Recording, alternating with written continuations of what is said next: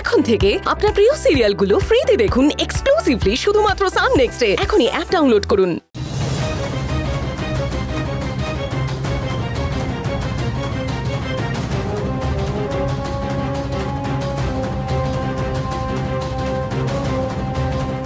তুমি এখনো দাঁড়িয়ে আছো? দাদাভাইকে লকআপে ভরে দিচ্ছে, অর্জুন কিছু করো। অঞ্জু, এখন কান্নাকাটি করে কোনো লাভ নেই। তোকে আমি অনেকবার বোঝানোর চেষ্টা করেছি, তুই বুঝিস, যেটা হওয়ার সেটাই হচ্ছে।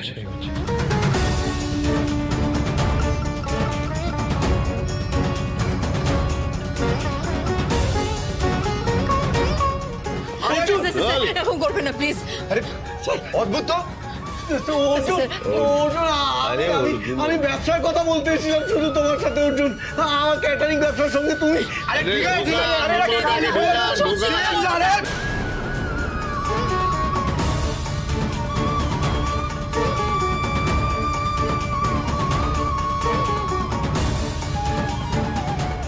দোষটা আমার। আমি চেয়েছিলাম তুমি দাদাভাইয়ের সাথে ব্যবসায় যোগ দাও, তাই জন্য ডেকেছিলাম আমি। অঞ্জু, আমার এখানে দাঁড়িয়ে আর কথা বলতে ভালো লাগছে না, তুই বাড়ি চল। মানে দাদাভাইকে এখানে ফেলে রেখে চলে যাবো? তুই এখানে দাঁড়িয়ে কি করবি? হ্যাঁ, ও অন্যায় করেছে, ওকে শাস্তি পেতে হবে, ওখানে থাকুক। তুই বাড়ি আয়। যাবো না। দাদাভাইকে নিয়ে ফিরতে না পারলে আমিও ফিরবো না। মঞ্জু, তোমার এই নাটকগুলো এবার বন্ধ করো। তোমার আর তোমার দাদার এই নাটকগুলো দেখতে জাস্ট অসহ্য লাগছে। ভাই, তোকে বিয়ের আগে এই জন্য আমি অনেকবার বলেছিলাম, অনেকবার বোঝানোর চেষ্টা করেছিলাম, তখন তুই আমার কথা শুনিসনি, পাত্তা দিসনি। এবার ভুগতে হচ্ছে তো।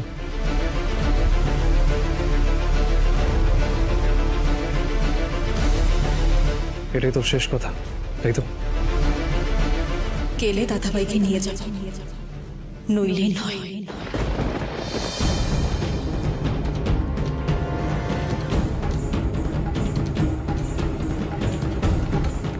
চলো দিদি।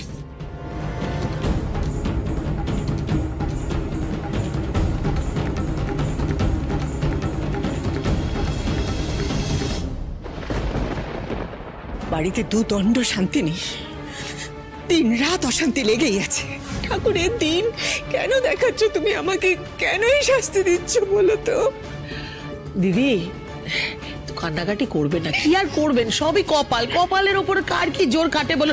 আপনি এক কাজ করুন, আপনি তো ঈশ্বর বিশ্বাস করেন, বরং আমি বলছি তার উপর ভরসা রাখুন, বিশ্বাস রাখুন। আপনাকে কে বললো যে আমার ঈশ্বরের উপর বিশ্বাস নেই? বরং আপনার তো আমার কথাতে বিশ্বাস নেই। এতক্ষণ তো ছিল না সে বিশ্বাস। বারবার তখন থেকে বলে যাচ্ছি যে মিঠুর কোনো দোষ করেনি, ছেলেটার কোনো দোষ নেই। শুনেছেন সে কথা? মঞ্জু নিজের চোখে স্বপ্ন দেখেছে, সেই জন্য তো স্বপ্ন বললো। শুনেছেন সে কথা, বিশ্বাস করেছেন। এখন আমাকে সান্ত্বনা দিতে এসেছেন আপনি। সান্ত্বনা দিতে আসেনি দিদি। আর একটা কথা দিদি, মঞ্জুকে না আমার পক্ষে বিশ্বাস করাটা সম্ভব নয়। না দিদি, ক্ষমা করে দেবেন, আমি পারবো না। আপনিও যদি আমার জায়গায় থাকতেন, আপনিও হয়তো পারতেন না। আমার পক্ষে সম্ভব না, কারণ সেই দিনটার কথা আমার কিন্তু স্পষ্টভাবে মনে আছে, যেদিন বেচারা অর্জুনকে বিয়ের মণ্ডপ থেকে মঞ্জু হিহির করে টানতে টানতে নিয়ে গেল।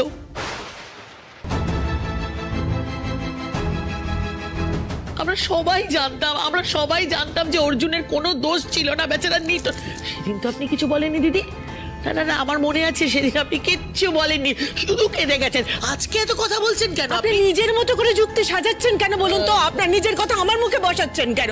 আমি সেদিন মঞ্জুকে যথেষ্ট বলেছিলাম মঞ্জুকে। আজকে ওর কোনো দোষ নেই বলেই আমি অর্জুন, মঞ্জু কোথায় রে? অর্জুন, মঞ্জু কোথায়? কোনো কথা বলছিস না কেন? অভির, অদিতি, মঞ্জু কোথায় গো? মঞ্জু ওর দাদাকে সাপোর্ট করে থানায় ধর্নায় বসেছে। চলে এসো অদিতি। আর মিঠুন যেখানে থাকার কথা, লকআপ।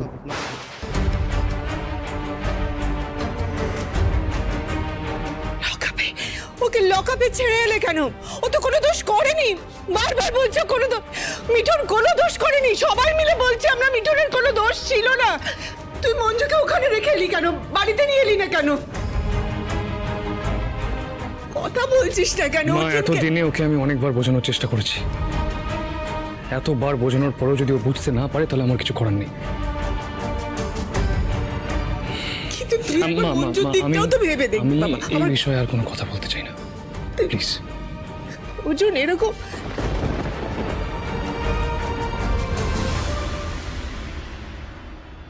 এখন আর কান্নাকাটি করে কি হবে? কোনো লাভ নেই। কি বলে কর্মফল, বুঝলেন তো? ওর সাথে যেটা হওয়ার ছিল ঠিক সেটাই হয়েছে। অদিতি, চলো, চলে এসো।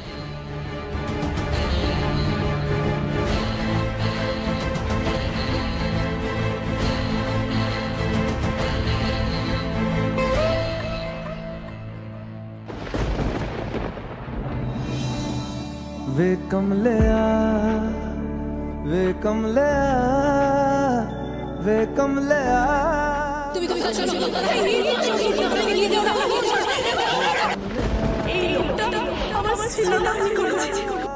বাড়ি চল। মানে দাদা ভাইকে এখানে ফেলে রেখে চলে যাবো? অন্যায় করেছো, শাস্তি পেতে হবে ওখানে। থাক। दो नैनों के बेची মিঠুন দাকে আমাদের বাড়ির সব কথা বলা কি দরকার? মানে দেখ, আমি লাস্ট কিছুদিন ধরে খুব ডিস্টার্ব আছি দাদার এই কেসটা নিয়ে। तुझको অনেক হয়ে গেছে, আর কিচ্ছু করার দরকার নেই। তুই এবার থাম। দাদা দাদার মতন থাকুক, আমরা আমার মতন থাকি। দিনের পর দিন তোকে আমি এতবার বোঝানোর চেষ্টা করেছি, তুই তো আমার কোনো কথাই শুনিস না। বাড়ি আয়। যাবো না। দাদা ভাইকে নিয়ে ফিরতে না পারলে আমিও ফিরবো না।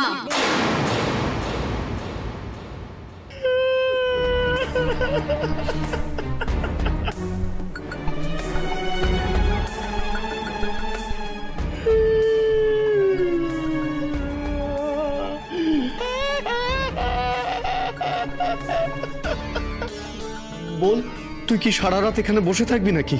আমি বলছি তোকে বাড়ি যা। অর্জুনের সঙ্গে যা রাগারাগি আছে মিটিয়ে নে বোন। দেখ, আমি চাই না আমার জন্য তোদের মধ্যে ঝামেলা বাড়ুক। তুই বাড়ি যা, আমার যা হওয়ার হবে। তুই বাড়ি যা বোন। এ বোন, তুই বাড়ি যা। তোর দাদা আমার সাথে আছে, আমি ওকে ঠিক সামলে রাখবো। তুই শান্তিতে যা, অর্জুনের কাছে যা, কোনো অসুবিধা নেই। ওর সুখ দুঃখের সব লোড আমার। তোর দাদা যা কেস খেয়েছে, ও তো কদিন আমার সাথেই থাকবে না। আমি ওকে ঠিক মানুষ করে দেবো। তুই যা, শান্তিতে বাড়ি যা। রাজা,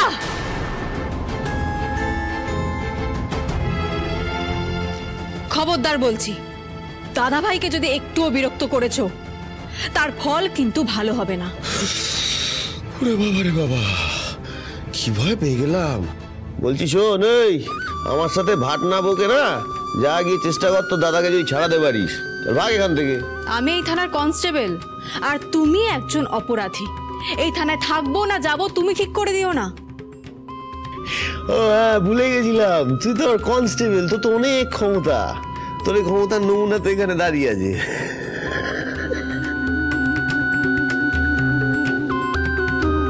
দাদা ভাইকে তো আমি বের করবোই, আর খুব তাড়াতাড়ি। যতক্ষণ ওকে বের করতে পারছি ততক্ষণ আমি এখান থেকে যাব না। তো থেকে যাও আমাদের সাথে।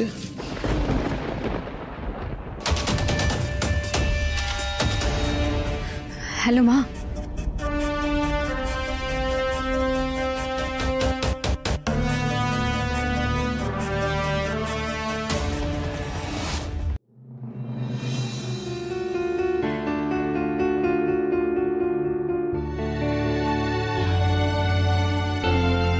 আমি তোর সাথে খারাপ ব্যবহার করতে চাইনি রে মঞ্জু। যা করেছি সিচুয়েশনের চাপে, মিঠুনকে বাঁচানোর জন্যই করেছি। কিন্তু কাল সকালে সবাই একটু শান্ত হলে থানায় গিয়ে আমি কেসটা তুলে নেব, মিঠুনকে লকআপ থেকে ছাড়াবো, আর তোকেও বাড়ি ফিরে আনবো। আর কোনো অশান্তি হতে দেবো না আমি। যাই হয়ে যাক না কেন, তোর সাথে আমি আর কোনো ঝামেলা করবো না মঞ্জু, আর না।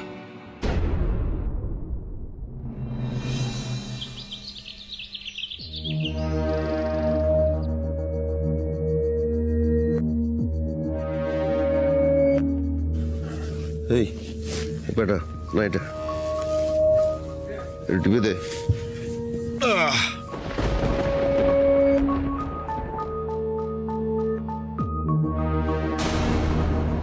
টেপ রে। এই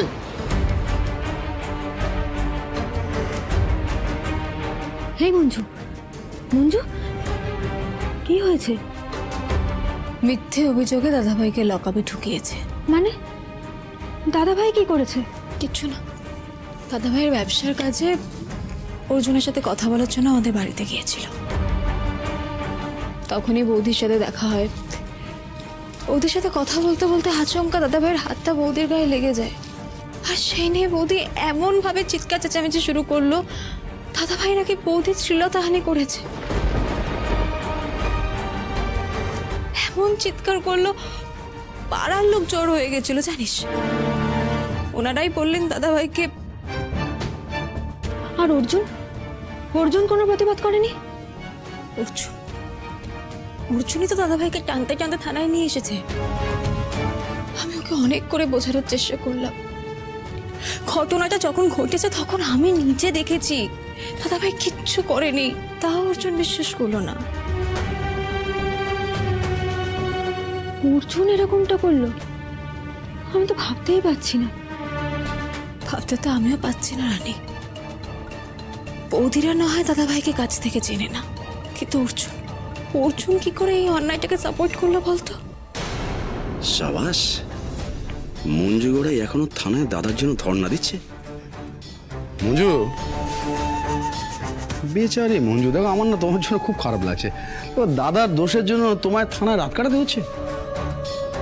আরে ও বড় বাবু, কোনো দরকার ছিল নাকি? হ্যাঁ, আমি আছি তো, কোনো অসুবিধা হলে আমি দেখে নিতাম। কি? হ্যাঁ হ্যাঁ রানী, তুমি একটা কাজ করো, তুমি ওই কেস ফাইলটা রেডি করো, আর ওই মঞ্জু দাদাকে তুমি কোর্টে তোলার ব্যবস্থা করো, ঠিক আছে? কোর্টে কেস উঠবে না।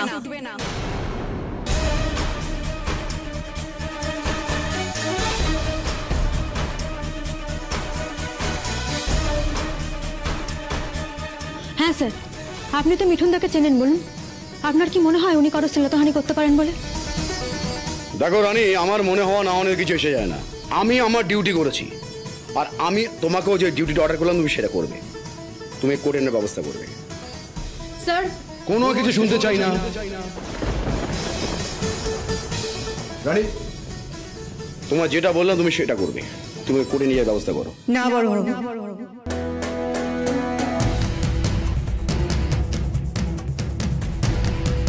মিঠুনকে আপনি বিনা দোষে কোর্টে তুলতে পারেন না। আমি ঘটনার সাক্ষী, আমি ঘটনার সময় ওখানেই ছিলাম। মিঠুন কোনো অন্যায় করেনি, কেন জানি না, কিন্তু অদিতি একটু বাড়িয়ে বলছে।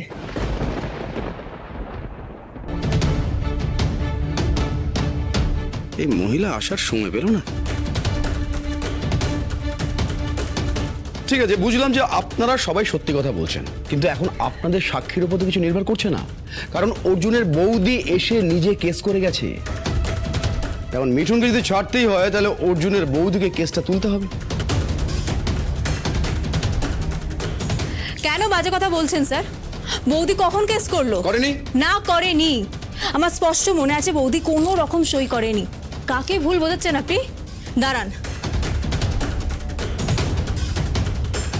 এই রে, মঞ্জুকে ফাঁসানোর চক্করে অদিতিকে দিয়ে সই করে দিয়ে তো ভুলে গেছি। আপনি তো মুখের কথায় বিশ্বাস করেন না, নিজের চোখে ভালো করে দেখুন। এখানে কি কোনো সই আছে? নেই।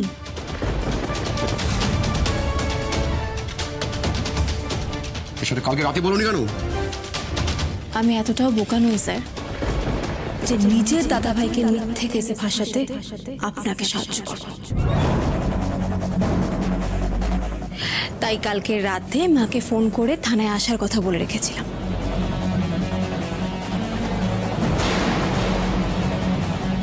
মঞ্জু, তুই যেমন যেমন বলেছিলিস আমি ঠিক তাই কাজ করেছি। আমি সমিতিতে কালকেই খবর দিয়ে দিয়েছি। আজকে যখনই তুই এখান থেকে ফোন করবি, মহিলারা অদিতিকে নিয়ে এখানে চলে আসবে। কাল রাতেই সাপোর্টটা পাবো না বলেই চুপ করেছিলাম। এতক্ষণ তো সব গুছিয়ে নিয়েছি। যার নামে কোনো কেসই হয়নি তাকে আপনি এইভাবে লকআপে আটকে রাখবেন?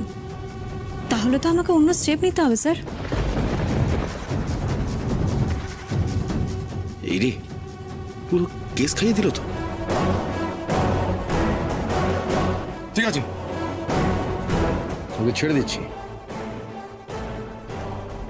সচিবাবু, লকআপটা খুলে ওনাকে ছেড়ে দিন।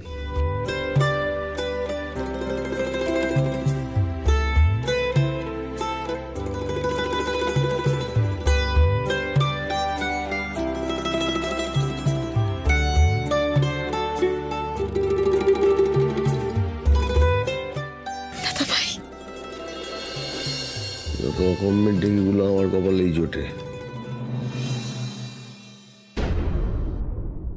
বাহ, মিঠুনকে ছেড়ে দিয়েছে।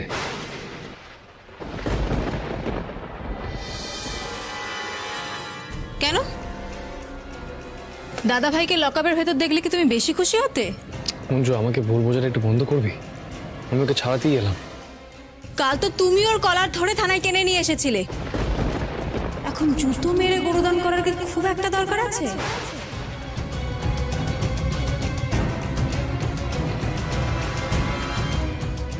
আর একটা কথা, তুমি যেমন চাও না আমি আর দাদা ভাইয়ের জন্য তোমাদের পরিবারে অশান্তি হোক, তেমন আমিও চাই না তুমি আমাদের আর কোনো উপকার করো। মঞ্জু, তুই বাড়ি চল, বাড়ি গিয়ে ঠান্ডা মাথায় সব কথা বলছি তোর সাথে। কার বাড়িতে? তোমার? ওই বাড়িতে আমি জীবনেও কোনোদিন ফিরবো না।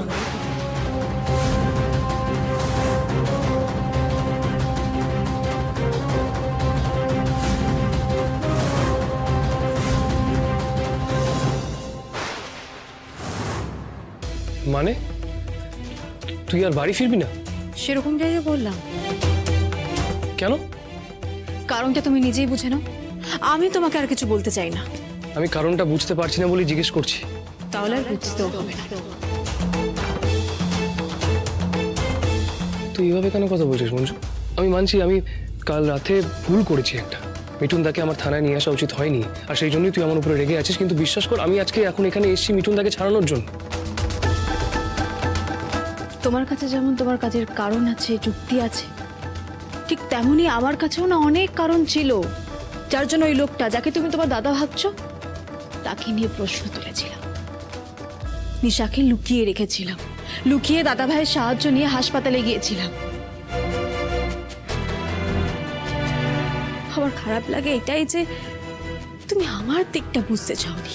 আমি তোর দিকটা বুঝতে চাইনি মঞ্জু। আমি যদি তোর দিকটা না বুঝতাম তাহলে তুই যা যা করেছিস কোনো কিছুতে আমি তোকে সাপোর্ট করতাম না, সবকিছুতে প্রোটেস্ট করতাম। তোর প্রত্যেকটা কাজে আমি তোকে সাপোর্ট করে গেছি, তোর পাশে দাঁড়িয়েছি। আর তুই আমাকে বলছিস আমি তোকে সাপোর্ট করিনি? কি করে? আমি তোর থেকে শুধু একটাই জিনিস চেয়েছি, শান্তি। আমি একটু শান্তি চাই মঞ্জু। বাড়িতে প্রত্যেক দিন অশান্তি হচ্ছে, আমি আর নিতে পারছি না। তা তুই এখন বলছিস আমি তোকে সাপোর্ট করিনি? সাপোর্ট যেমন করেছো, অশান্তির জন্য আমাকেই দায়ী করেছো। তো আমি কি করতাম মঞ্জু? হ্যাঁ, আমি তো দাদা বৌদিকে চুপ করতে পারবো না। একমাত্র উপায় ছিল তুই যদি ওই সিচুয়েশনগুলোতে চুপ থাকতিস তাহলে অশান্তিগুলো এড়ানো যেত। তুই তো কথাই। আমার কাছে অশান্তি এড়ানোর চেয়েও সত্যিটা বের করে অপরাধীকে ধরা বেশি জরুরি। বেশ, তার মানে তোর কাছে তোর ডিউটি শেষ কথা, তাই তো?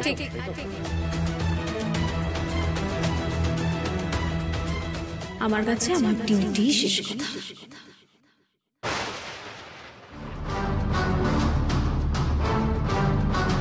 ঠিক যেমন তোমার কাছে তোমার পরিবারের শান্তি শেষ কথা, ঠিক সেরকমই তুমি তো তোমার পরিবারে এমন শান্তি চাইলে যে শান্তি আনার জন্য আমার দাদা ভাইকে একটা গোটা রাত লকআপে থাকতে হলো। না না, তুমি তো কোনো ভুল করতেই পারো না। আমি তোমার সাথে কোনো কথা বলতেই চাই না। আমি আর ওই বাড়িতে ফিরবো না, এটাও আমার শেষ কথা।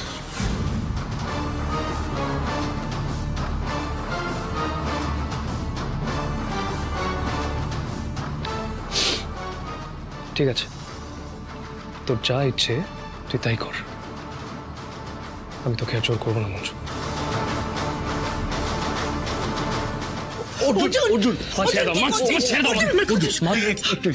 একটু মাথা ঠান্ডা কর। তোর কথা মেনে নিচ্ছিস কেন? ওকে বোঝা। ওকে বুঝিয়ে কোনো লাভ নেই মা, ওকে বুঝিয়ে কোনো লাভ নেই। পৃথিবীর সবাই বুঝবে একমাত্র মঞ্জুকে বাদ দিয়ে। না না না, অর্জুন তুমি যেও না, তুমি যেও না, একটু দাও। অর্জুন, দাঁড়িয়ে থাকবি, কোথাও যাবি না। বোন দেখ, মানছি একটা ভুল বোঝাবুঝি হয়েছে, সেটা তো মিটে গেছে। দেখ আমাকে তো ছেড়ে দিয়েছে, তোরা কেন নিজেদের মধ্যে এই নিয়ে ঝগড়া করছিস বলতো? মঞ্জুরে একটা কথা বলবো মা, আমার কথাটা শুনবি? দেখ একটা সংসারে থাকতে গেলে না অনেক অশান্তি হয়, গন্ডগোল হয়, কিন্তু সেটাকে বাড়তে দিতে নেই, কখনো মিটিয়ে নিতে হয়। আমার কথা শোন, মাথাটা মঞ্জু মাথাটা ঠান্ডা কর, এরকম করিস না। যা অর্জুনের সঙ্গে বাড়ি যা। জোর করিস না, আমি কারোর কথা শুনবো না।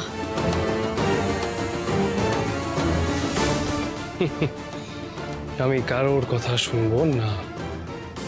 কি বললাম মা আমি তোমাকে? পৃথিবীর সবাইকে বোঝানো সম্ভব একমাত্র মঞ্জুকে বাদ দিয়ে। ও বুঝবে না মা, ওর সাথে কথা বলা আর দেয়ালের সাথে কথা বলা একই। আমাকে ছেড়ে দাও মা, ভালো লাগছে। আমি চাইও না তুমি সেই চেষ্টা করো, আমি চাইও না। আমি শুধু আজকের জন্য এই সিদ্ধান্ত নিচ্ছি না অর্জুন, অনেক দিন ধরে তোমাকে বদলে যেতে দেখছি, সেটা না আমার পক্ষে মেনে নেওয়া সম্ভব হচ্ছে না, তাই আমি তোমার থেকে দূরে থাকতে চাই।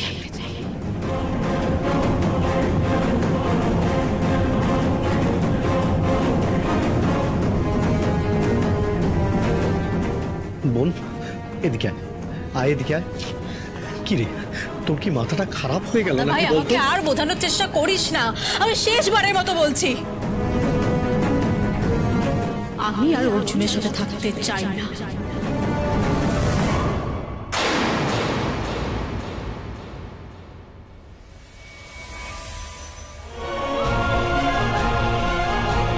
অর্জুন, অর্জুন কেন এরকম করছিস? অর্জুন শোন,